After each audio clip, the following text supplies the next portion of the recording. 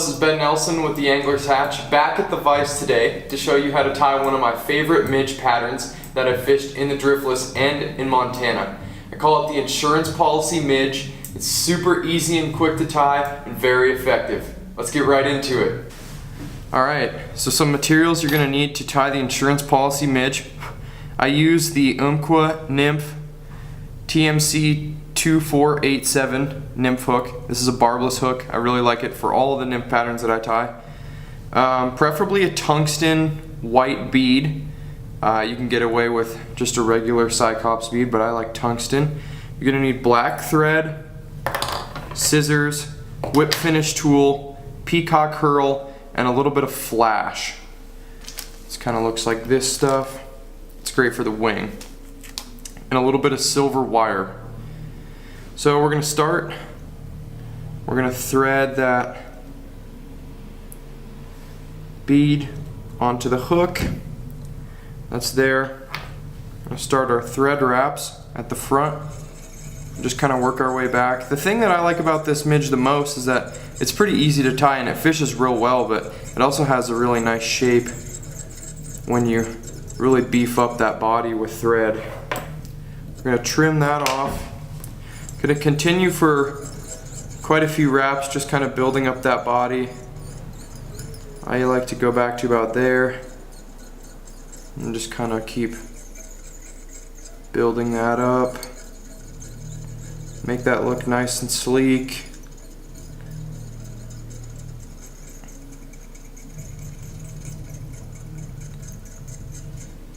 You know, I fish a lot of these midges in the driftless, and I haven't fished this fly too much out here, but when I have, it's done really well in those high country areas. So next, we're going to take our silver wire.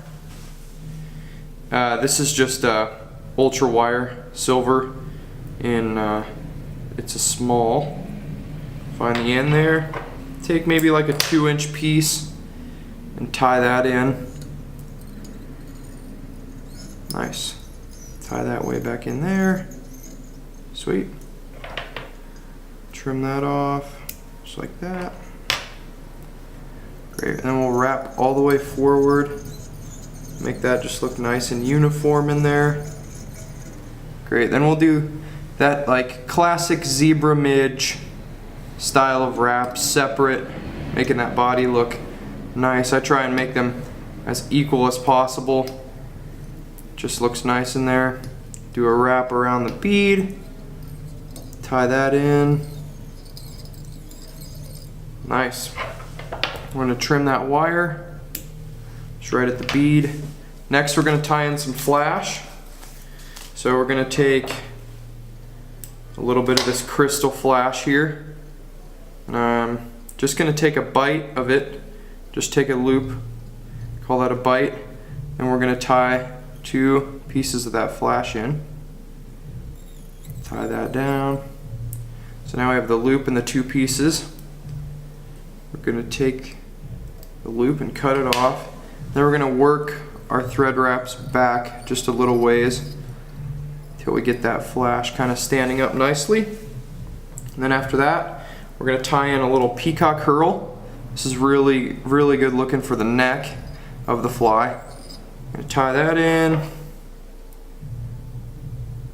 Nice. I'm going to give that peacock herl a couple of wraps. Not too much, just something to kind of make that neck look nice and built out.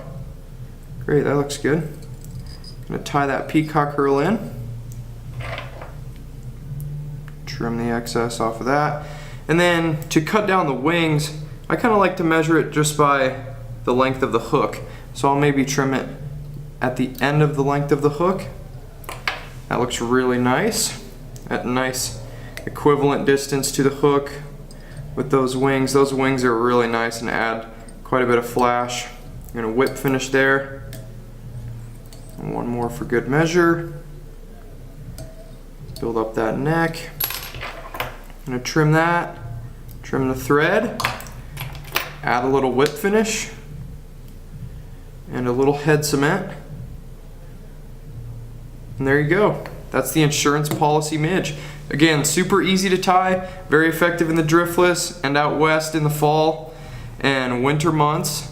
Yeah, super easy. That white bead and that flashy wing are both really nice features. Thanks for tuning in to watch this episode of How to Tie and fly tying tutorials on the Angler's Hatch TV page. Tune in for more fly tying tutorials like this. See you next time.